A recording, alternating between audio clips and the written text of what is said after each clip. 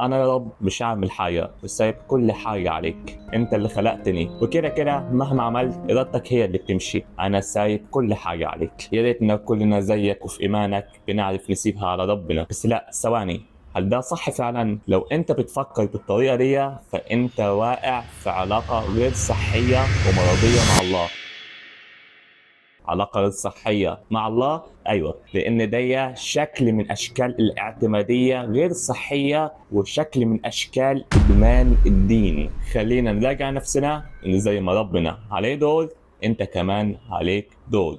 يعني مثلا ما ينفعش تقعد تتمرجع طول السنة وفي ليلة الامتحان تقول يا رب أنا سيبها عليك، ولما ما تنجحش تروح تلوم ربنا إن هو ظالم. فاعرف دورك واعمل اللي عليك بأمانة، وربنا كده كده هيشوف تعبك وهيكمل الناقص. عيش علاقتك مع ربنا بشكل صحيح وصحي.